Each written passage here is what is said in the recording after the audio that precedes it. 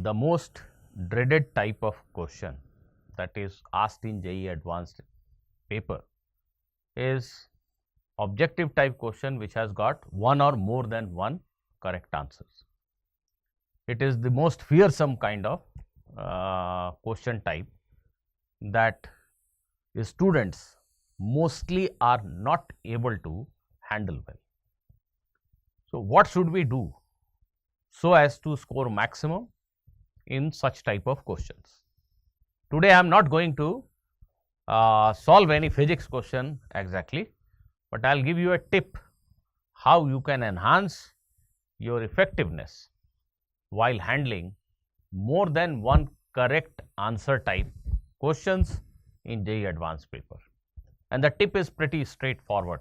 It may sound ridiculous at first sight, but I will illustrate it with examples, and soon you will start feeling that yes, this is the right tip and this is how you need to attempt such type of questions in the exam hall. So, students, the tip is very simple. Read the options before the question. Read the options A, B, C, D. Read all the options before exactly reading the question. What does it mean actually? Most of the time, more than one correct answer type questions are quite large. There is a kind of paragraph which is 3, 4, 5, at times maybe 6 or 7 sentences. There might be a diagram, and then there are 4 options, and options 2, each of the options maybe couple of lines. So, the overall comprehension becomes very difficult, and what I have found is a student is often lost in understanding what exactly has to be calculated. A student is unable to fathom quickly what exactly is to be calculated to be able to answer this question, and thereby he or she loses a lot of time just in understanding what I have to do. So, the right approach will be, in most of the questions you will find that if you go through the options first, you will be absolutely clear what exactly is being demanded. Let us have our first example, and most of these examples, most of these questions I have picked from recent year JEE Advanced paper. I think this is from 2022 itself. So, what I am saying is, I will not read this question, I will just go through the options. I will start reading the question like this. The magnitude of current flowing through R1 is 7.2 ampere. There is a diagram and I can see that there is some resistance marked as R1. So, R1 के through current क्या है ये हमें बताना है. What is magnitude of current flowing through R2? Then there is R2 over here. I have to find the current flowing through it. Magnitude of current flowing through R3, magnitude of current flowing through R5. Just by reading this, what sense are you getting? We are definitely getting a sense that in this particular question, I have to find out current through various branches. This is what the question is asking actually. You are supposed to find current through various branches. Now, I will read the question. Okay, this question is quite small. I will read the question that in this particular circuit diagram, each resistance has a magnitude of 1 ohm and there are 2 batteries of 12 volt and 6 volt respectively as shown in the figure. And just by reading the options, I know that I need not think much, rather I have to solve the entire circuit to get the current in various branches. So, if I will just try to solve the circuit, I will get answers to all these questions. So, just by reading the options first, you exactly know what is supposed to be done in this particular question. This is another question from 2022 paper itself. This is the question, this is a diagram and these are the options. Students, if you have not seen this question before, you can try reading it and then read the options and you will be lost. Most of you will be able to do it. The question is simple, but it will take a large amount of time. First, let us understand the options. The ray of light will come out for theta 30 degree for small l less than capital L. So just I'll look at the diagram. This length has been given as small l, this length is capital L. So the question in a way is saying that what will happen if this angle theta is 30 degree? If light ray is incident like this, what is going to happen? And if this L is less than capital L, of course this length has to be less than capital L, otherwise light ray is going outside this diagram. So anyway, for theta is equal to 30 degree, how will the light ray behave? This is what the question is asking you. Next read. There is an angle for L is equal to L by 2. When this small l is equal to capital L by 2, there is an angle, there is a value of theta for which the ray of light will come out after 2 reflections. So again you have to understand that when this small l is equal to capital L by 2, that means this whole sort of thing is somewhere here, then how will the light behave? Then again I will read the third option. The ray of light will never come out for theta is equal to 60 degree and a small l being L by 3.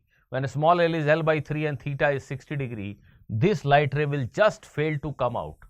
So again I have to understand what will happen if this angle is 30 degree and value of small l is L by 3. Then the fourth option, the ray of light will come out for theta 60 degree. Again theta 60 degree, small l is somewhere between 0 and L by 2. Now I need to understand the options. The second option says small l is L by 3. The last one says small l is somewhere between 0 and L by 2. This L by 3 is in this range only. So basically these two questions are somehow linked. I mean, if I know the answer of one, I will be able to understand the other one. तो overall question को पढ़ के ये समझ में आया कि theta 30 degree लेके एक बार देखना है कि क्या हो रहा है, थीटा 60 डिग्री लेके देखना है कि क्या हो रहा है. इस L को वेरी करने की जरूरत है तो L को L by 3 लेना है, कैपिटल L by 3, और L को अगर जरूरत है तो कैपिटल L by 2 लेके देखेंगे. तो मोटा मोटी मुझे क्लैरिटी आ गई कि थीटा 30, थीटा 60 और L की दो इंपॉर्टेंट वैल्यू L by 3 और मे बी L by 2, इनके लिए मुझे शायद ट्रैक करना है कि ये लाइट रे कैसे बिहेव करने वाली है. अब इस क्वेश्चन को पढ़िए, आप समझ जाएंगे कि हाँ यही पूछा गया है कि how is this light ray going to behave if this theta is 30 degree और 60 degree. these two things you have to understand. Normally क्या होता है कि हम ये क्वेश्चन पढ़ते हैं और हम फिर सोचने लगते हैं कि थीटा वेरिएबल है. सो थीटा वेरिएबल है तो ना वो theta can be 10 degree, 20 degree, 30 degree, 40 degree. तो मैं थीटा के फंक्शन में कुछ लिखने की कोशिश करूं. ये उलझन भरी चीजें हैं. आप ऑप्शंस को ठीक से पढ़ेंगे तो आप समझ जाएंगे कि ना ना ना ना, मुझे सिर्फ थीटा के दो वैल्यू पे फोकस करना है. One is 30 degree and the other one is 60 degree. तो ये क्लैरिटी ऑप्शन पढ़ने से आती है. ऑप्शन पढ़ने के बाद क्वेश्चन पढ़िए, आपको क्वेश्चन ज्यादा समझ में आएगा. आप पढ़ के देखिए कि क्या कहा जा रहा है and you will be most probably able to do this question in very quick time. Again, this is a diagram, this is a question paragraph, and these are the options. So which of the following statements are correct? Okay, when x is equal to q, what is x? I can see that there are some charges q. X is also a charge because when x is equal to q, the magnitude of electric field at O. When x is q, magnitude of electric field at O क्या है पता करना है. When x is minus q, what is magnitude of electric field at O? When x is equal to 2q, what is potential at O? When x is equal to minus 3q, what is potential at O? So what is the question actually? The question is x की value q या minus q होने से यहाँ electric field कितना है और x की value 2q और माइनस 3q होने से यहाँ पोटेंशियल कितना है.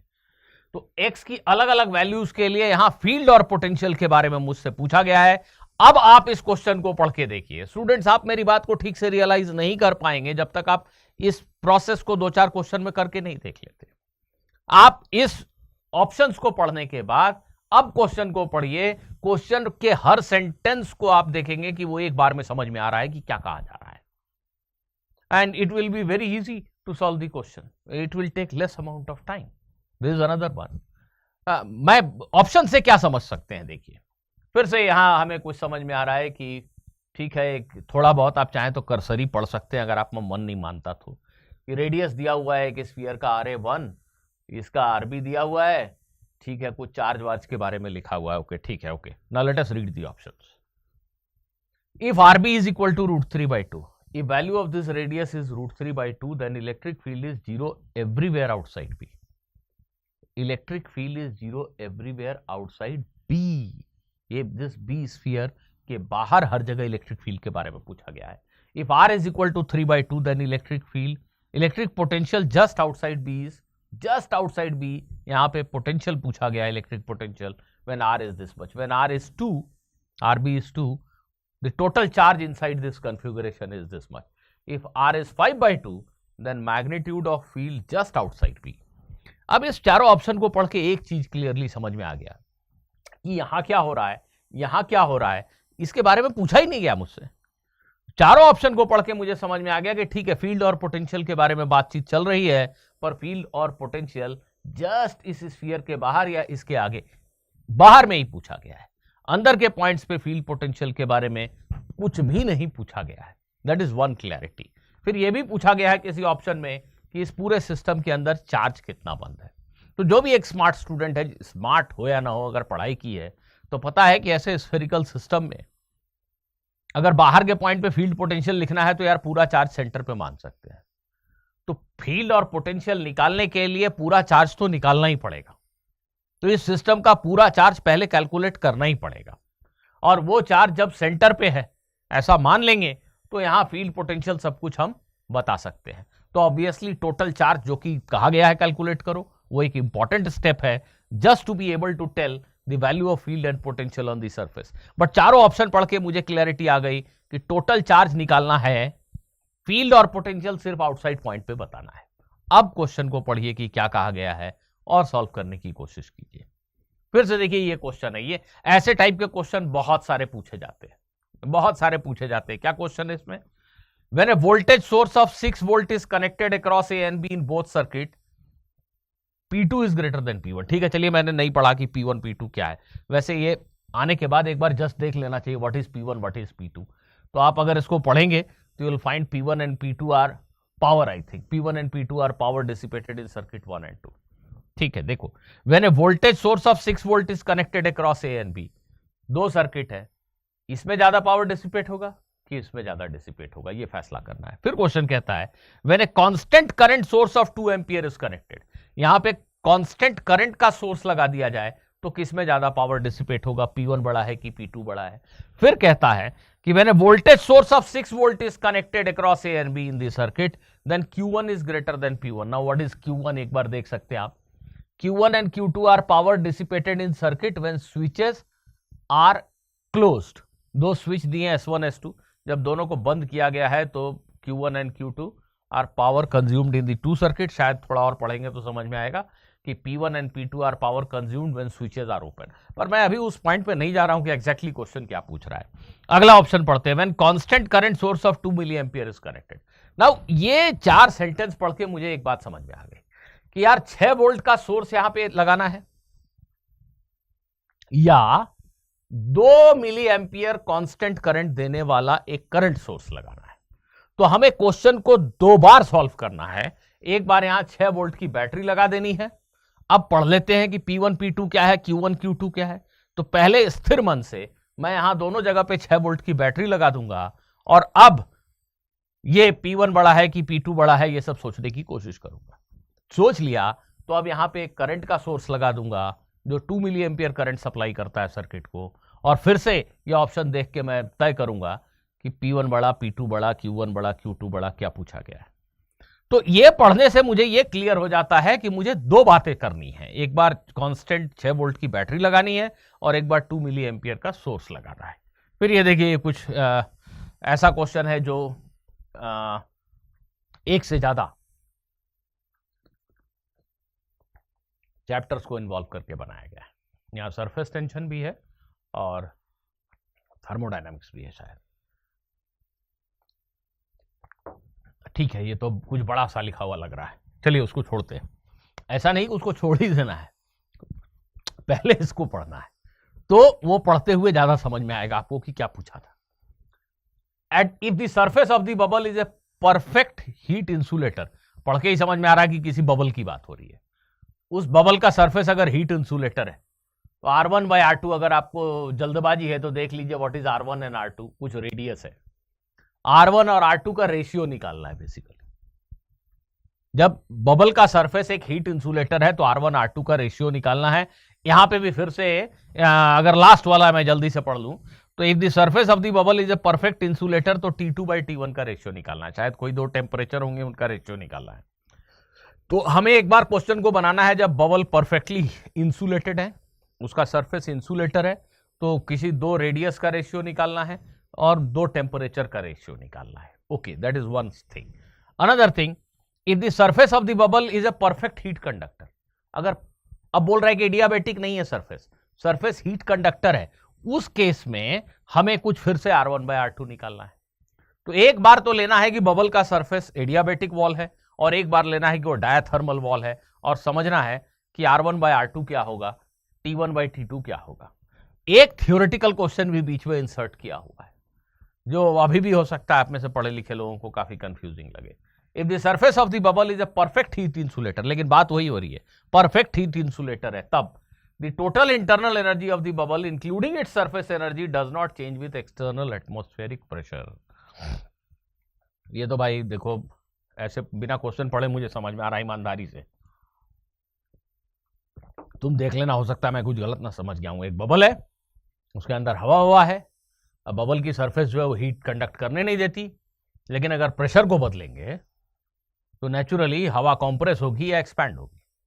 ठीक है, तो हीट सप्लाई तो नहीं हुआ, हीट का एक्सचेंज तो नहीं हुआ, लेकिन अगर बाहरी एटमॉस्फेयर ने वर्क परफॉर्म कर दिया बबल के ऊपर, एडियाबेटिक वॉल है, आपने वर्क परफॉर्म कर दिया, तो वर्क परफॉर्म करने से भी इंटरनल एनर्जी तो बदल ही जाएगी, तो टेम्परेचर में तो बदलाव हो ही जाएगा।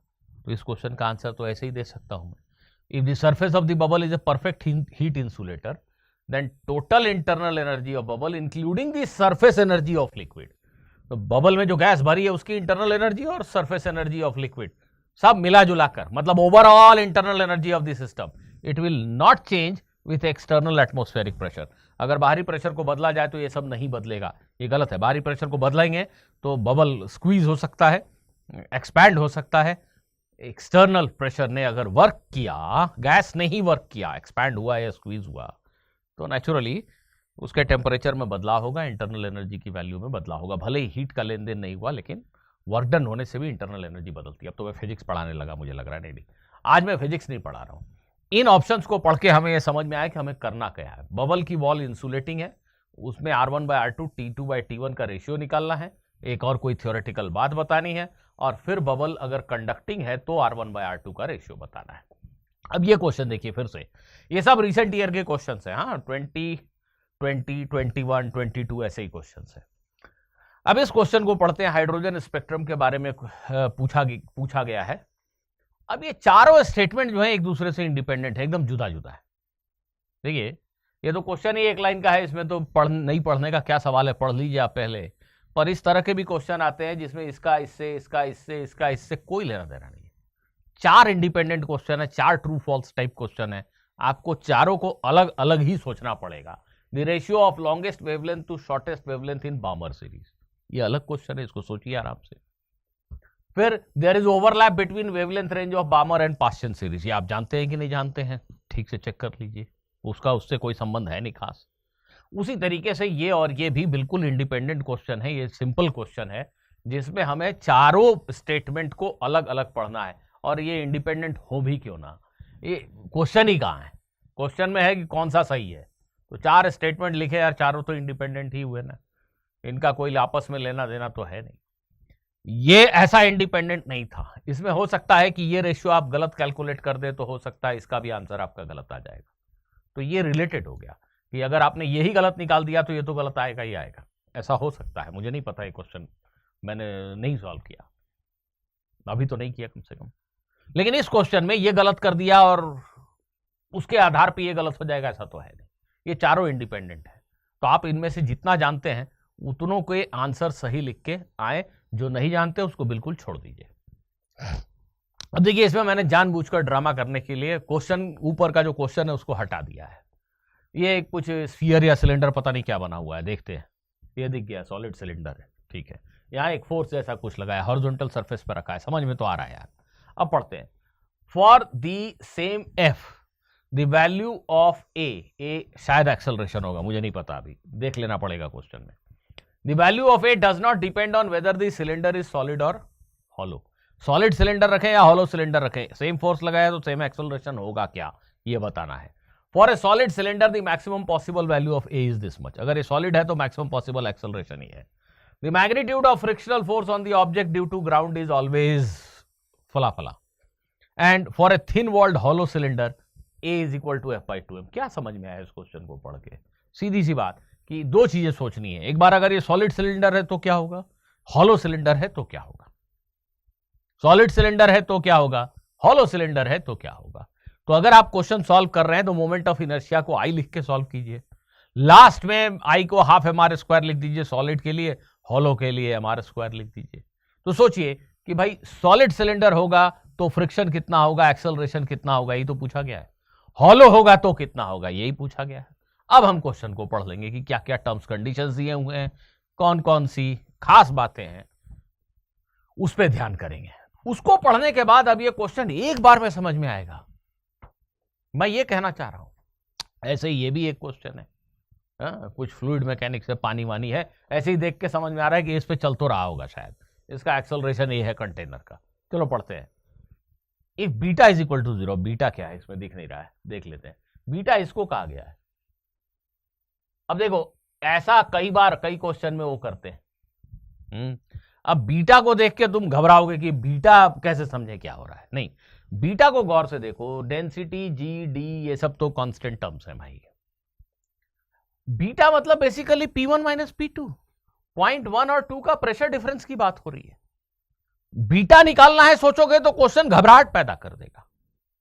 तुम ये सोचो कि मुझे पॉइंट 1 और 2 में प्रेशर का डिफरेंस निकालना है, अब क्वेश्चन घबराहट पैदा नहीं करेगा। ठीक है, P1 माइनस P2 पता हो गया तो उसको रो जी डी से डिवाइड करके आंसर बता देंगे। हमें पता क्या करना है, 1 और 2 का प्रेशर डिफरेंस बीटा। तो प्रेशर डिफरेंस 0 है, मतलब P1 और P2 बराबर है अगर A की वैल्यू G/√2 है। एक्सेलरेशन G/√2 है तो क्या यहां का प्रेशर बराबर होगा, ज्यादा होगा 1 पे, 2 पे ज्यादा होगा, यही सोचने को कहा जा रहा है। देखिए फिर से यहां दिया हुआ है एक्सेलरेशन की वैल्यू G/√2 होने से बीटा ग्रेटर देन 0 होगा। पहले ऑप्शन में लिखा है कि बीटा 0 होगा, मतलब 1 और 2 पे प्रेशर सेम होगा, और दूसरे में लिखा है कि बीटा ग्रेटर देन 0 होगा, तो बीटा ग्रेटर देन 0 का मतलब क्या है, P1 ग्रेटर देन P2 होगा। तो बेसिकली क्वेश्चन कह रहा है कि जब A की वैल्यू G/√2 होगी तो 1 का प्रेशर ज्यादा होगा कि 2 का ज्यादा होगा। 1 और 2 के प्रेशर में रिलेशन समझना है मुझे, ये A और B ऑप्शन में तो यही करना है। फिर आते हैं तो C और D ऑप्शन में इन्हीं नंबर्स को कुछ बदल दिया गया है। एक्सेलरेशन को G/2 ले लिया गया है कि अगर ये G/2 है तब बताइए क्या बीटा की वैल्यू इतनी होगी। बीटा मतलब फिर से आपको P1 माइनस P2 पे ध्यान देना है। तो बच्चों तुम जैसे ही इस क्वेश्चन को बना लोगे तो बहुतों को समझ में आने लगेगा कि करना क्या है। अब A की वैल्यू G/2 लेके देखना है तुम्हें कि 1 और 2 पे प्रेशर डिफरेंस क्या है। फिर से यहां वही कहा गया है कि एक्सेलरेशन G/2 है तो बीटा बताओ, बीटा मतलब P1 माइनस P2 बताओ। तो हमें बेसिकली दो चीजें सोचनी है, A की वैल्यू G/√2 होने से 1 और 2 के प्रेशर में क्या रिलेशन है, और A की वैल्यू G/2 और फिर G/√2, दोनों केस में अलग अलग सोचना है कि 1 और 2 के प्रेशर में क्या रिलेशन है।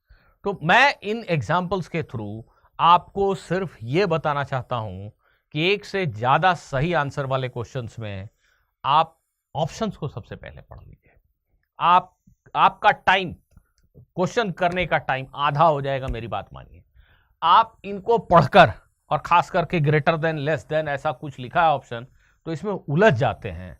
आप सोच नहीं पाते कि कौन सा पहले निकालूं, ये करूं ये करूं ये करूं। आप इन चारों को जब एक साथ पढ़ते हैं, एक साथ पढ़ना जरूरी है, एक साथ पढ़िए चारों को, तो आपको समझ में आ जाता है कि ये सब्जेक्टिव क्वेश्चन होता तो क्या होता, ये क्वेश्चन सब्जेक्टिव क्वेश्चन होता तो क्या होता। यही होता ना कि A की वैल्यू G/√2 होने से 1 और 2 के प्रेशर में कौन बड़ा है, A की वैल्यू G/2 होने से 1 और 2 के प्रेशर में कौन बड़ा है, यही तो सब्जेक्टिव क्वेश्चन है। तो सब्जेक्टिव क्वेश्चन को हमें समझना है। ऑप्शंस पढ़ने के बाद हम समझ पाते हैं कि यार सब्जेक्टिव क्वेश्चन क्या होता है इसकी जगह पे, और जैसे ही ये समझ गए तो क्वेश्चन हमारे लिए फिर उतना कठिन नहीं रह जाता जितना कि अदरवाइज लगता है। स्टूडेंट्स, आई होप कि मेरी आपको ये एडवाइस समझ में आई होगी। आई है तो इसको यूज करके देखिए। अगले ही टेस्ट से जब भी आप टेस्ट देने जाएं, इस एडवाइस को सिंसियरली फॉलो करके देखिए। Best of luck, good bye.